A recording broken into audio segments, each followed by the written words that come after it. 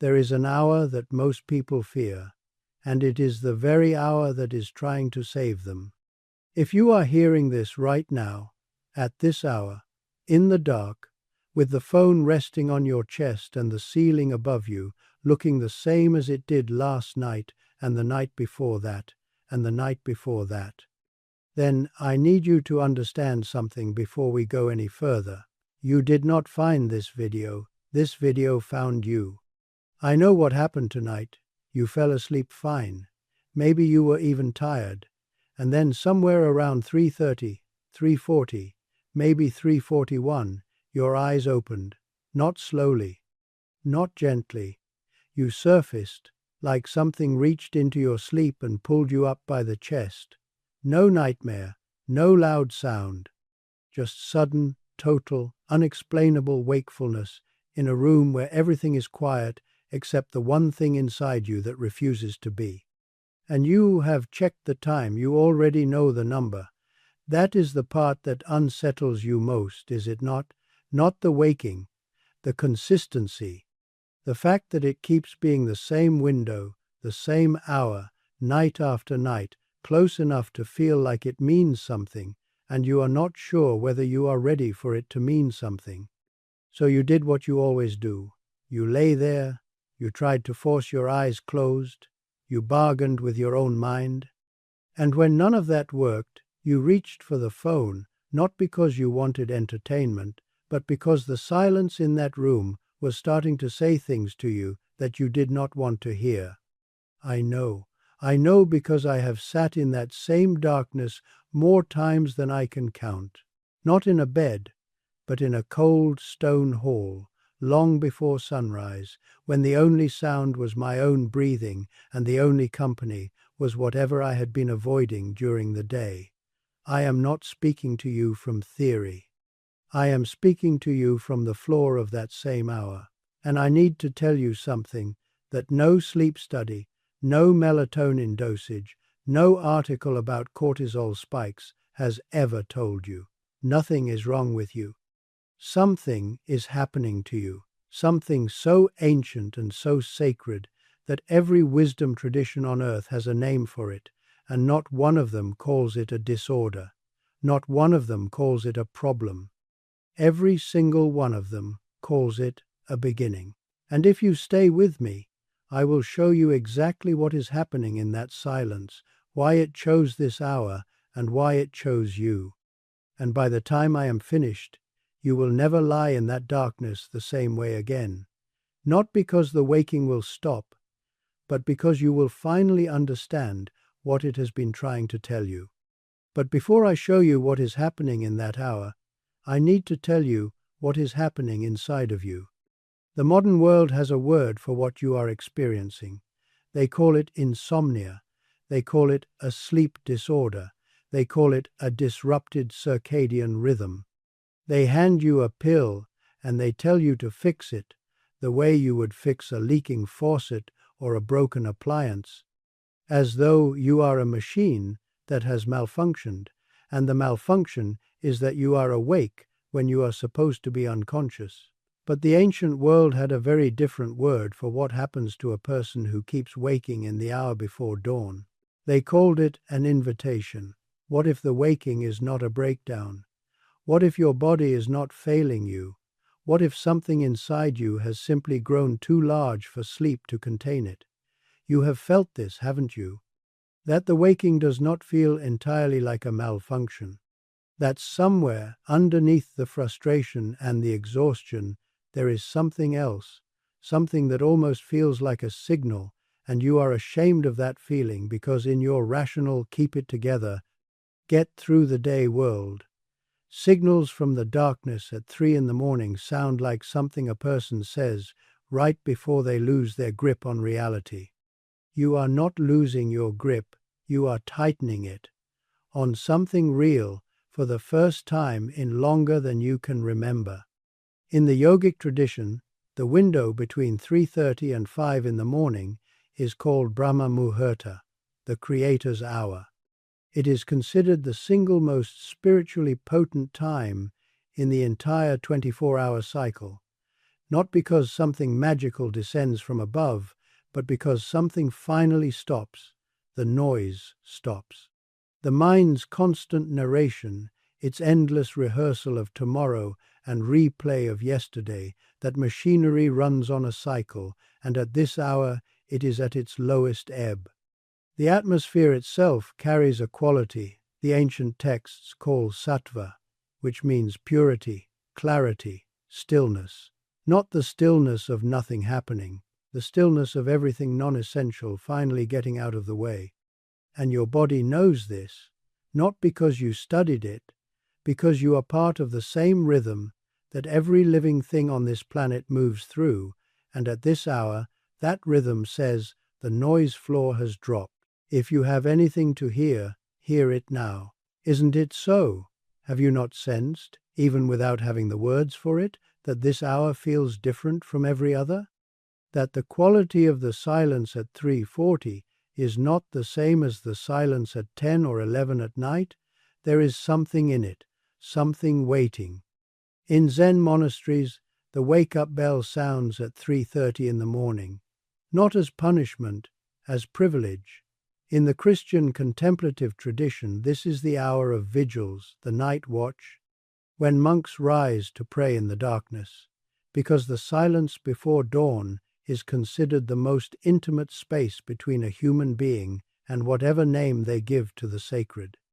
In Islam, tahajjud, the voluntary night prayer, is held in the highest regard precisely because you chose to wake.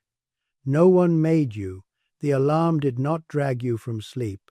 Something in you said yes to the silence when the rest of the world said no.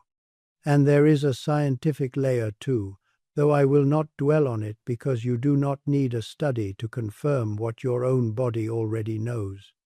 At this hour, melatonin is still active in your system. Cortisol, the stress hormone that will spike the moment your alarm sounds and stay elevated for the rest of the day, has not yet risen.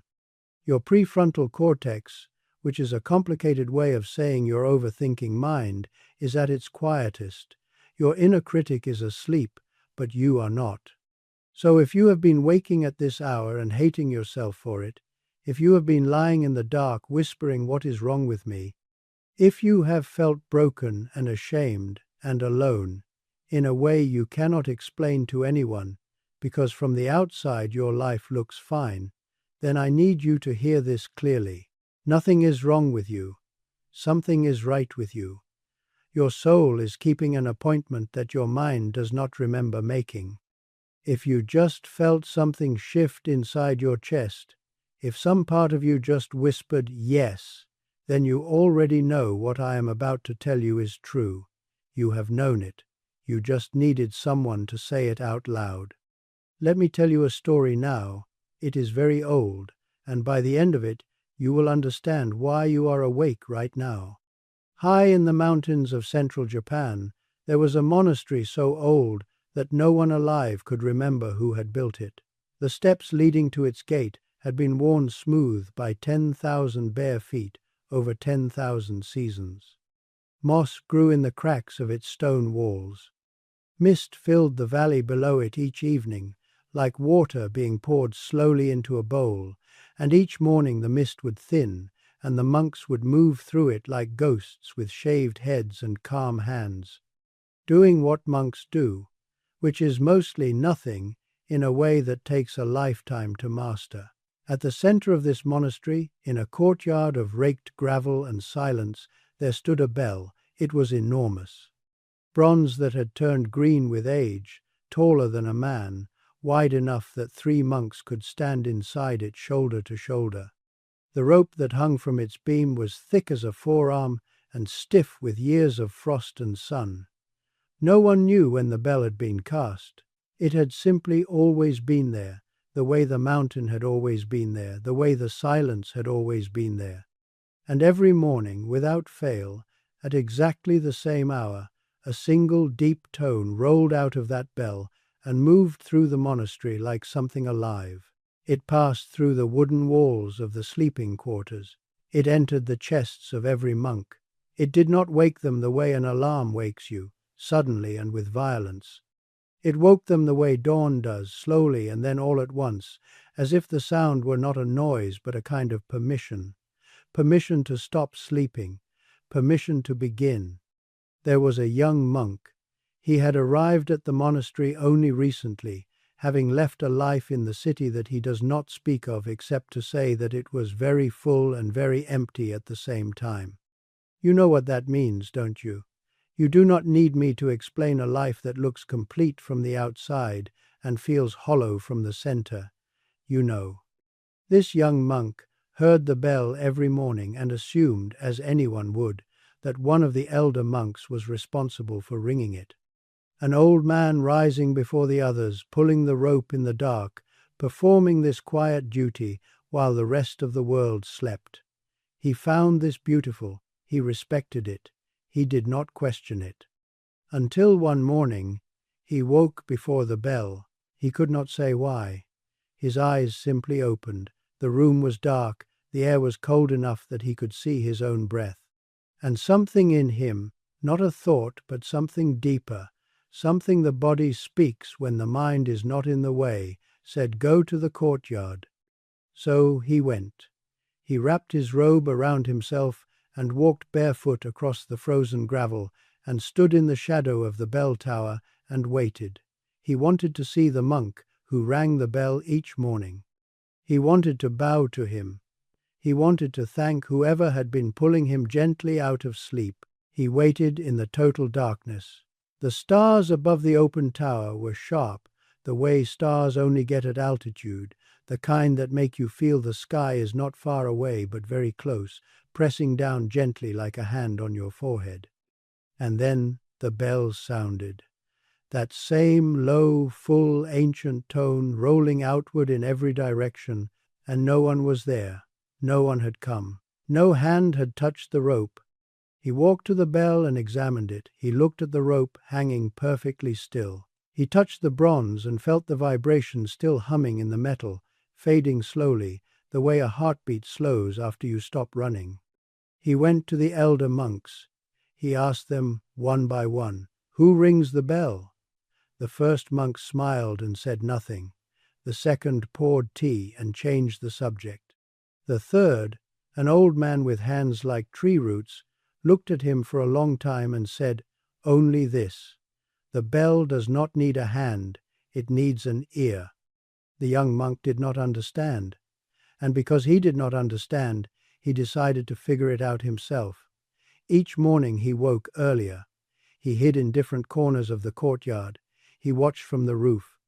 He pressed his ear to the ground, and every morning the same thing happened. The bell sounded. No one touched it. And the old monks smiled in a way that was either compassionate or infuriating, and it was difficult to tell the difference.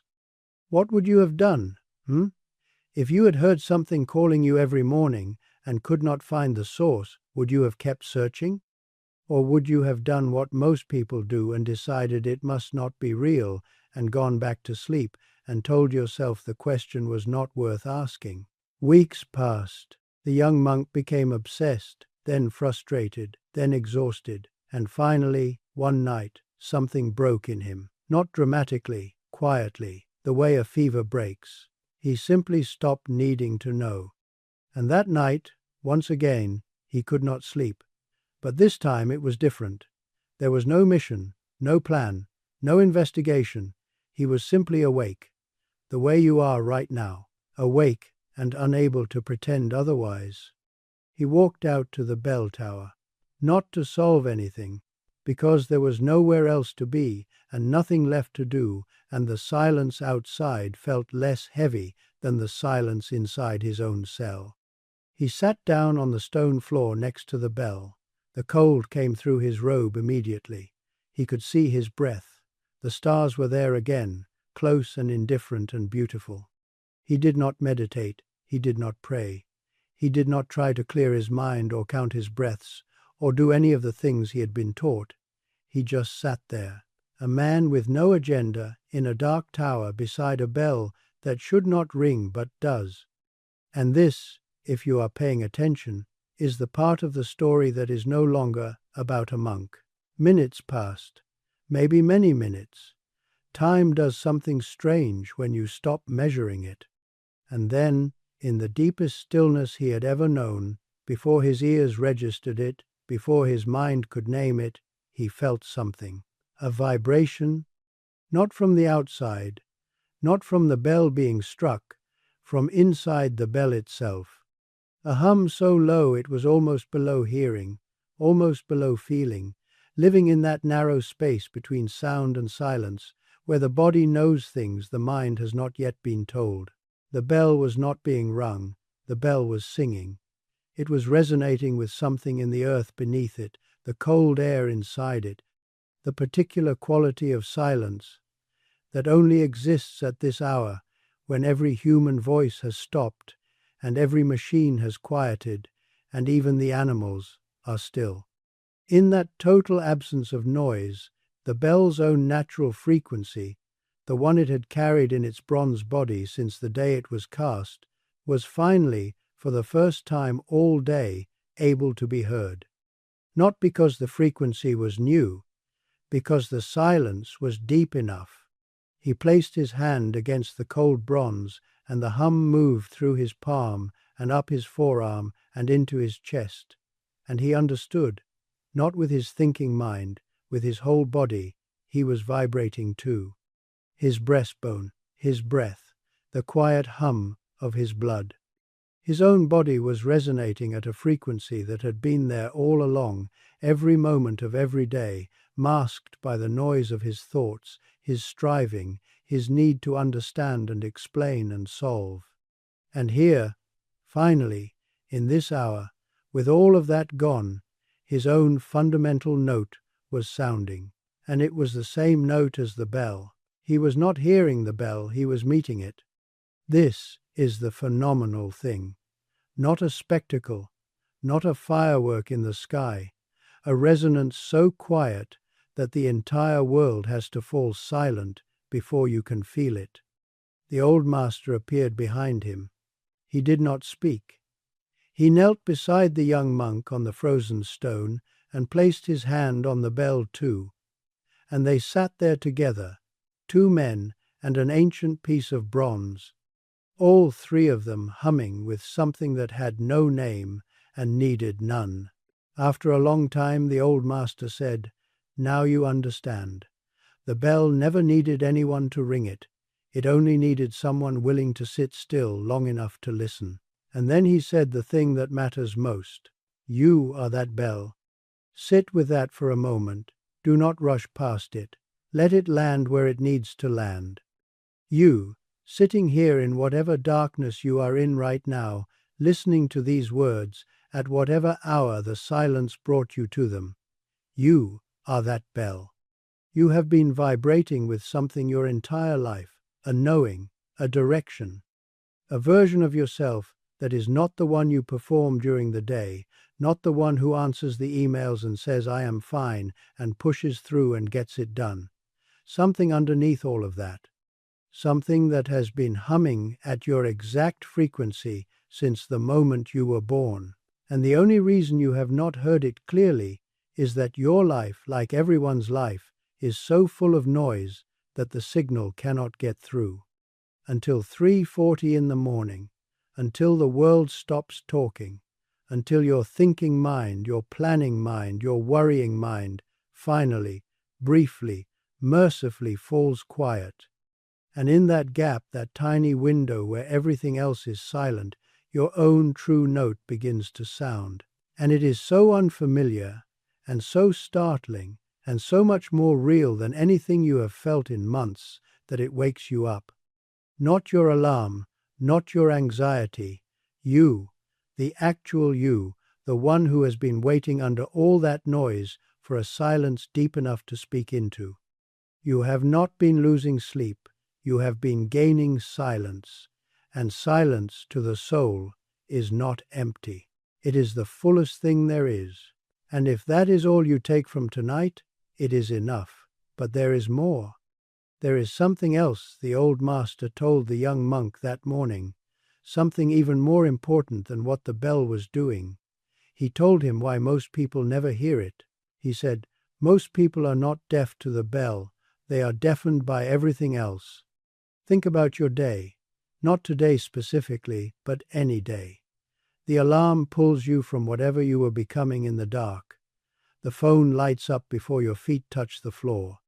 The thoughts begin, what do I have to do? What did I forget? Who needs what from me? Am I behind? Am I enough? And by the time you have poured your coffee, the noise floor of your life has risen so high that you could not hear your own heartbeat if you tried. By noon, you are so far from the person who was awake at 3:40 that you do not even remember they exist. Does this make sense? Have you felt this distance? The gap between who you are in the stillness and who you become the moment the world starts making demands? Sound engineers have a term for this. They call it the noise floor. It is the baseline level of hum in any room. The air conditioning, the electrical wiring, the distant traffic, the ambient buzz that you stop noticing because it never stops. You cannot hear a whisper in a room where the noise floor is high. It does not matter how desperately the whisper wants to reach you, the noise wins. Your life has a noise floor. Responsibilities, opinions, notifications, obligations, the performance of being okay. And every day, that floor rises from the moment you open your eyes. But at 3:40 in the morning, the floor drops to zero. And for the first time all day, the whisper gets through. That is what has been waking you. Not a malfunction, a message. One that can only be delivered when every other channel is finally clear. When a ship is lost at sea, it does not need the entire ocean to go calm. It needs one moment of stillness to take a reading from the stars. That is what 3:40 in the morning is. Not a curse. A clearing. The one moment in 24 hours when the waves of your mind drop low enough to navigate by something deeper than fear. The Buddha understood this. On the night of his awakening, he sat beneath a tree and he did not move. Fear came, temptation came, memory came. Every noise the mind is capable of producing was thrown at him and he did not flinch. And in the final watch of the night, that same window between 3 and 5 in the morning star appeared in the sky, and with it, complete understanding, not because the star gave him anything, because in the silence, nothing was left to obstruct what had always been there. The great Sufi poet Rumi understood this too. He spoke of the breeze that arrives just before dawn, a breeze that carries secrets, and his instruction was simple and fierce. Stay awake. Do not let the world pull you back under, because the dawn is trying to tell you something, and it will not repeat itself for those who choose to sleep through it. Marcus Aurelius, the Roman emperor, rose before dawn each morning, not because he had to, because he chose to. He wrote that it was a privilege to be awake when the world was not, that this was when he could see his life clearly, without the distortion of other people's expectations and his own performance of power. A Buddhist, a Sufi, a Roman emperor, separated by centuries and continents and everything that divides human beings from one another, and all three of them, independently, pointing to the same door, the door that opens at 3:40 in the morning, the door you have been standing in front of night after night, wondering if you are brave enough to walk through. You are, you always have been. If something in you is already shifting, if you can feel even a small opening in the way you think about that hour, then the teaching is already inside you. You are not learning this, you are remembering it. Now, I know some of you are not just confused by this hour, you are afraid of it. I need to name that, because if I do not, you will carry it out of here, and it will undo everything I have just said. The 3:40 silence is not always comfortable. Sometimes when the noise floor drops, what rises is not peace. It is everything you have been outrunning: grief, doubt, the questions you have buried under busyness, The version of your life you are afraid to admit is not the one you wanted, the love you did not give, the path you did not take. The person you used to be before you decided it was safer to be someone else.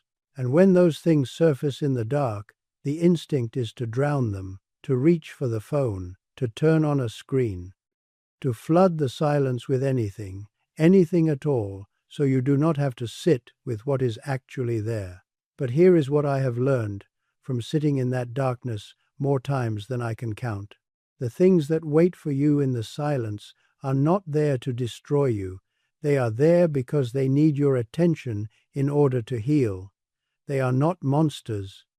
They are wounds that have been waiting for you to hold still long enough to tend to them. And the 340 waking is your own deepest wisdom saying you are ready. You may not feel ready, but you are. You are allowed to be afraid of the silence and sit in it anyway. You do not have to be fearless, you just have to be willing. Hello? Are you still with me? Good, because this next part is for you. So the question becomes very simple. Not why is this happening, but what do I do when it does? I am not going to give you a routine. I am not going to give you 7 steps or a morning protocol or a productivity system disguised as spirituality, because what happens in that hour is too sacred for a checklist. I am going to give you 3 things. That is all. First, when you wake, do not reach for your phone. The light of that screen is not just light, it is the noise floor returning instantly. It is the world's voice rushing back in before your own voice has had a chance to speak. Let the darkness remain. It is not your enemy.